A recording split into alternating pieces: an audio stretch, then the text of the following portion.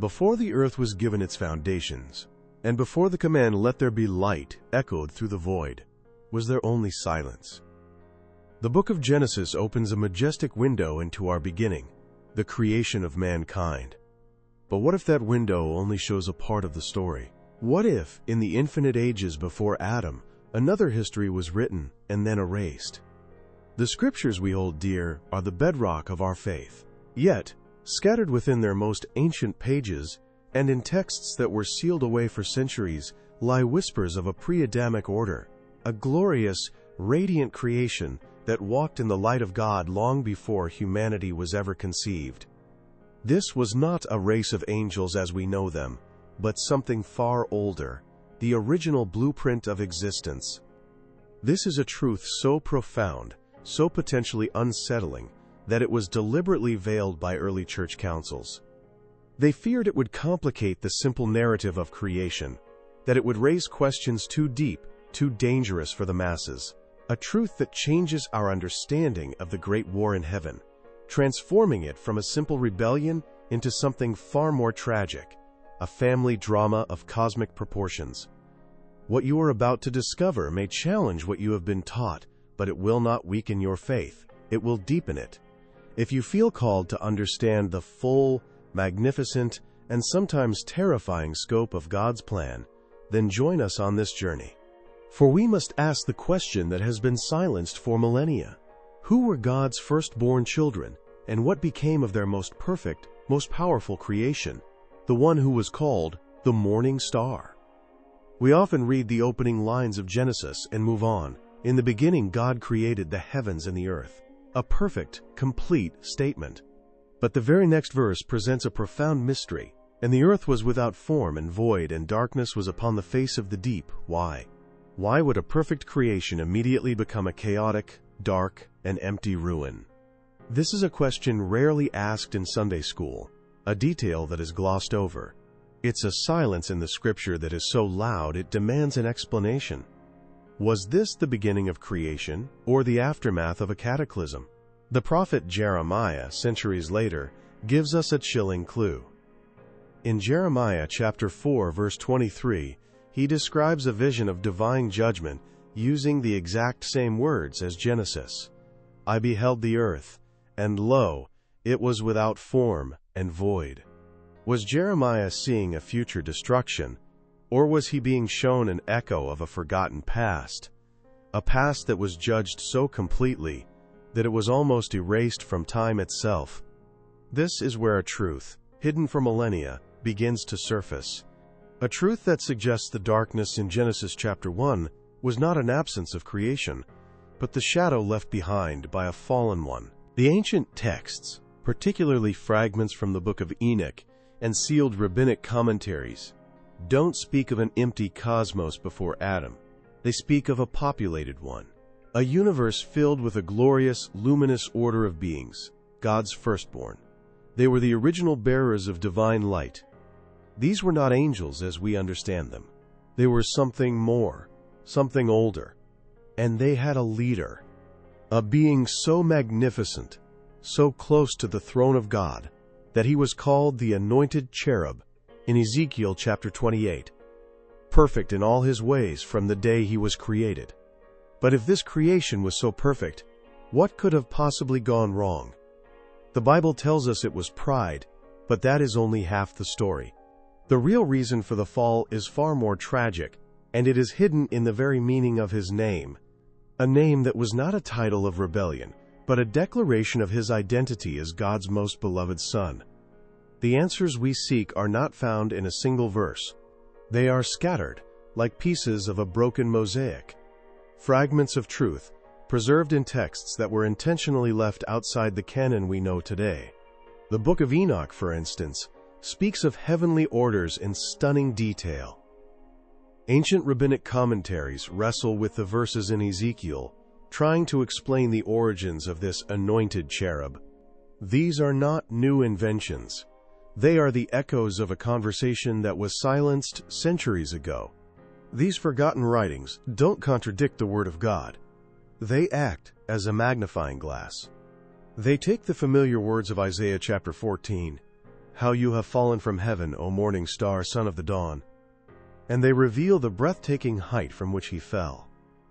They describe a universe not empty, but filled with a hierarchy of light, a celestial family. And at its head stood this magnificent being, the first and brightest reflection of God's glory. He was not just an angel, he was a firstborn son, among a race of firstborns. So why was this knowledge buried? Why were these books sealed away? The reason is, as human as it is tragic, early church fathers and sages feared this truth. To reveal that God's greatest adversary was once his most beloved creation, the pinnacle of a glorious celestial race, it was a dangerous revelation. It blurred the clear line between light and darkness. They feared it would lead men to question, to sympathize, or even to venerate a fallen power. The story was simplified, the context erased. For our own protection, a cosmic family tragedy was reduced to a simple tale of pride. Imagine it for a moment. A cosmos teeming not with angels as winged messengers, but with beings of pure light, a family reflecting the Father's glory. And among them, one who shone brighter than all the rest. He was perfect in beauty, covered in every precious stone, the very blueprint of divine artistry. He walked in the garden of God not as a visitor, but as its rightful heir. He had everything: power, beauty, proximity to the Creator. So what could have driven such a perfect being to rebel? The scriptures say it was pride, but pride is only a symptom. The true cause was something far more profound, something hidden within a single, future creation that would change the course of eternity. The catalyst for this cosmic tragedy was not a mirror, it was not a moment of self-admiration, it was a revelation, a moment when the Creator, in his infinite wisdom, unveiled the next phase of his divine plan, a plan for a new kind of being, a creature not of spirit and light, but of dust and breath, a being named man, who would be made in the very image and likeness of God himself. To the morning star, this was incomprehensible, an insult. He, the firstborn of light, the perfect expression of creation, was being asked to serve a lesser being, a fragile creature of clay? This is the secret that was buried. The rebellion was not just about seizing a throne, it was about preventing the rise of humanity. The morning star, in his luminous pride, saw mankind not as a brother, but as a replacement. In his eyes, God was abandoning his perfect, original family for a flawed and inferior substitute. He presented a choice to the celestial hosts: stand with me, the firstborn, and preserve our honor, or bow to this new creation and accept obsolescence. A third of the stars of heaven, as the book of Revelation tells us, made their choice. They fell not just from a place, but from a purpose, convinced they were fighting for their very existence. By erasing this context, by simplifying the story to a simple case of pride, we have lost the profound personal nature of the conflict. The war in heaven was never just about God and an angel. It was about God, his first family, and Nephish. The great adversary's animosity is not an abstract opposition to good. It is a deep, ancient, and personal rage directed at humanity. We were the reason for the fall. Our creation was the breaking point. This is why the serpent went to the garden. His goal was not just to defy God, but to destroy the replacement, to prove that God's new creation was a failure. And yet even in this we see the infinite wisdom of God. He knew this would happen. The fall of his firstborn son of light was not a divine miscalculation. It was a tragic but necessary part of a plan far grander than any of the angels could comprehend. It was a plan that required a choice, a fall, and a redemption story so powerful it would shake the foundations of both heaven and earth. God allowed his first creation to fall, to make way for a second, a family redeemed not by birthright but by blood. But what was the specific role God intended for humanity that was so special, so threatening, that it triggered the first and greatest war in all of existence? The story you were taught is simple clean and direct. An angel filled with pride wanted to be God. He fell, and the story ends there. It's a powerful lesson in humility.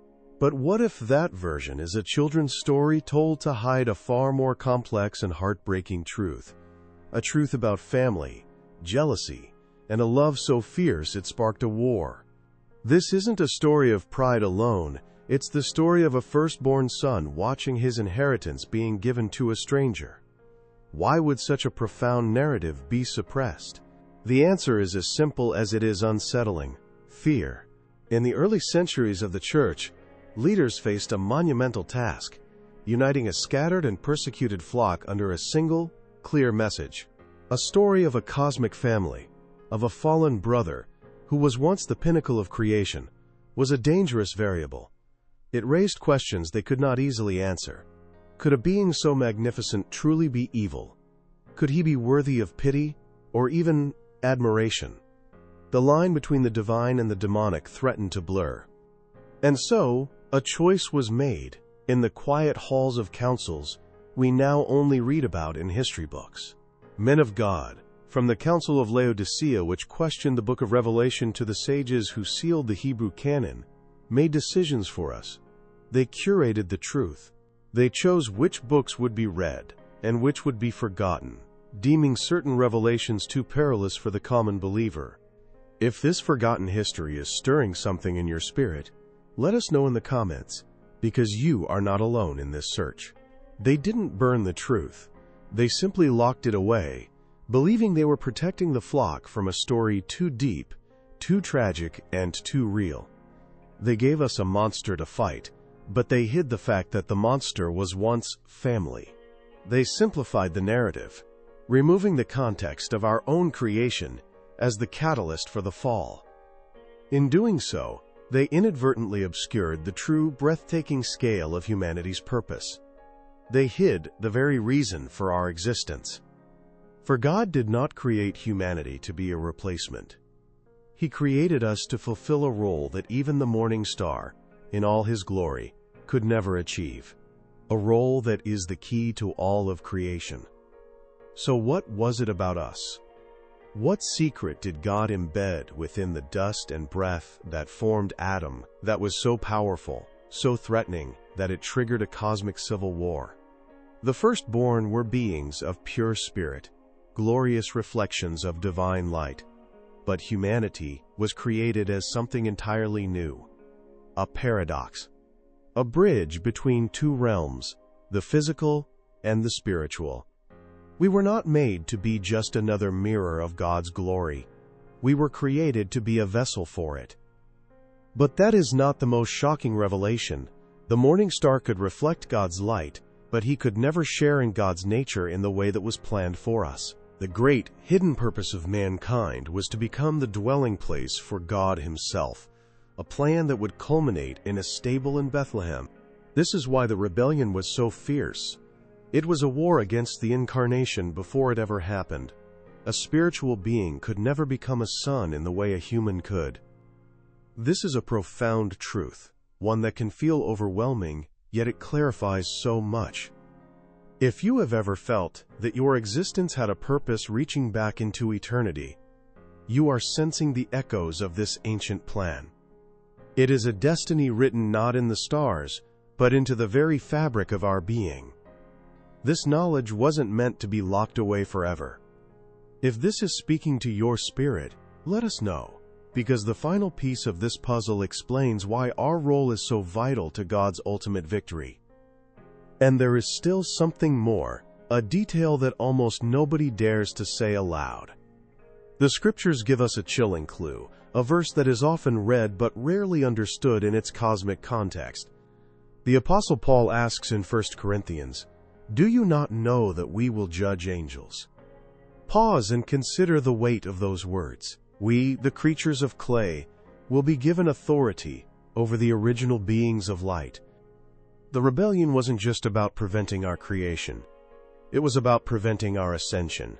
What was God's ultimate purpose for humanity that would grant us this unbelievable authority, and how does it reveal the final, tragic flaw of his most perfect creation? The answer lies in a divine paradox. The firstborn, in all their spiritual perfection, were created to be flawless mirrors. They could only reflect the glory of God. But humanity was created for something infinitely more intimate: union. We were designed not just to stand before the throne, but to become a throne for the Spirit of God Himself. The morning star saw our flesh as a weakness, a prison of clay. He was blind to the truth. The clay was destined to become a holy temple, a dwelling place for the Creator, in a way a being of pure spirit could never be. His perfection was his limitation. This was his tragic, fatal error. He measured worth by power and spiritual purity, but God measures worth by the capacity for love and communion. The anointed cherub could walk in the fiery stones of God's garden, but he could never have God walk within him. This is the secret he could not grasp, the purpose he so violently rejected. Our very inferiority, our nature as beings of both dust and spirit, was the key to a relationship with God that was previously impossible. This is a truth so profound it changes everything we thought we knew about the fall. This knowledge does not weaken faith. It forges it into something stronger, something deeper. It reveals that God's plan for humanity was not a reaction to a rebellion, but the very cause of it. Our creation was an act of love so audacious that it fractured the heavens. It shows that the coming of Christ was not a rescue mission devised after Adam fell, but the ultimate purpose of creation from before the foundations of the world were laid. If this forgotten history is making the Scriptures come alive for you in a new way, you are beginning to see the full tapestry God has been weaving since before time began.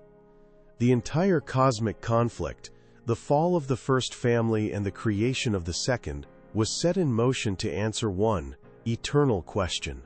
It is the question that defines our existence and reveals God's ultimate desire. For there is one thing that the omnipotent Creator in all His power cannot simply command into existence. It is the one thing He desires above all else, the very thing our unique creation makes possible, and the reason His fallen Son continues His war against us to this very day. The one thing God cannot create by divine command is a love that is freely given. He can create servants. He can create reflections. He can create beings of perfect obedience.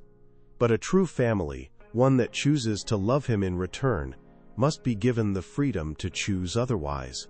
This was the terrifying, magnificent purpose behind the creation of humanity.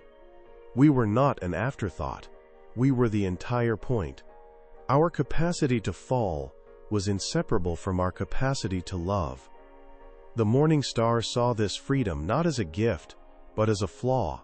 He could not comprehend a father who would risk betrayal for the sake of a chosen relationship.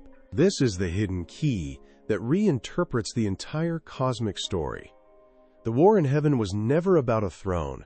It was about the nature of family. The great adversary's rage is not born of simple pride, but of a fundamental misunderstanding of love. He saw our creation as God choosing the flawed over the perfect, the weak over the strong. He was blind to the truth. God was choosing the chosen over the created. He was making a way for sons and daughters, not just subjects. Our very existence is a testament to a love that values relationship over perfection. And this is where the story finds its perfect, unbreakable center. Jesus Christ is not just the solution to Adam's sin. He is the fulfillment of God's pre-temporal desire. He is God Himself, stepping into the fragile vessel of clay that His firstborn Son so despised, to prove its infinite worth.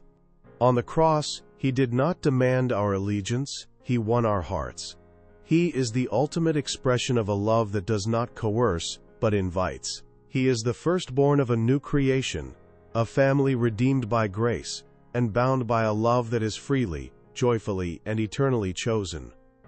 Therefore, the great cosmic conflict continues in the heart of every person. The choice is the same one that fractured the heavens: to embrace the terrifying freedom to love God, or to resent the one who gave it. The morning star fell because he could not fathom a father who would become a son to redeem a broken family. But we, as inheritors of this profound plan, are invited to understand it, to see that our existence was the greatest act of love before time began, and that in Christ we become the answer to the one thing God has always desired, a family that chooses to come home. This revelation changes everything you thought you knew about God's plan.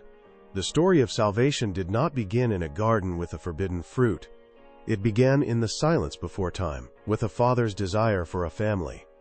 Your creation was not an afterthought, a replacement for a failed angelic order. You were the original purpose, the masterpiece for which the very stage of creation was set. This understanding elevates God's plan from a simple story of sin and redemption to a cosmic epic of love, loss, and ultimate victory, placing humanity at its very heart. Perhaps you are hearing this now for a reason. This is not a truth for the spiritually timid or for those content with shallow waters. It is for the seeker, the one who has always felt that there was more to the story, a depth that was never reached from the pulpit. This knowledge was not hidden from you in judgment, but preserved, for Tramash, though it of solity, those would be ready to look beyond the veil and embrace the staggering reality of their own importance in God's eternal narrative. You were meant to understand this. So much of modern faith feels a mile wide but only an inch deep. It offers comfort but rarely demands courage. It speaks of peace but is silent on the war that rages for our very souls. This forgotten history is the deep water so many are thirsting for. It explains that persistent feeling that we were made for more than just a quiet, safe life. It is the strong meat the Apostle Paul spoke of, reserved for those who are ready to move beyond the milk of simple doctrine and understand their role in a conflict that began before the stars were named. This is not just ancient history, it is your personal history. It is the story of why you are here and why your faith matters on a cosmic scale. Understanding this truth is the first step toward reclaiming a more powerful, more resilient faith, one that is not shaken by the storms of this world, because it is anchored in the bedrock of eternity. You were not created to be a passive spectator. You were created to be a willing participant in the greatest love story ever told, a story that God has been writing since before the beginning. For centuries, this truth has remained silent, locked away in forgotten texts, and whispered only in the most hidden circles. But it was not meant to be lost forever. It was preserved for this generation, for those with hearts prepared to receive it. This is not just a story, it is your inheritance. A reminder that your life is not a random event, but the fulfillment of a divine purpose that shook the heavens and set eternity in motion. Let this knowledge settle in your spirit, not as a complex theory, but as a profound affirmation of your value in the eyes of the Father. These revelations are not meant to divide or confuse, but to awaken, to pull back a veil that was placed with good intentions, but which has kept God's children from understanding the true scale of His love and the magnificent role they were created to play. The silence is now being broken. The forgotten voices are beginning to speak again, and you are here, listening, because your spirit was always searching for this deeper connection to the grand narrative of God. If this truth burns in your heart, a fire that illuminates the Scriptures in a way you have never seen before, then let your like be a testament. Subscribe to this channel and activate the bell so you do not miss the truths that are yet to be revealed. And we now have a members area. By becoming a member, you bless this work and help us continue to produce edifying and revealing content like this, bringing light to what has been kept in darkness. Finally, we want to see the geography of this awakening. Write in the comments where you are watching from, so that we may know just how far this eternal truth is reaching hearts around the world. Thank you for walking with us on this sacred journey into the heart of God's hidden plan.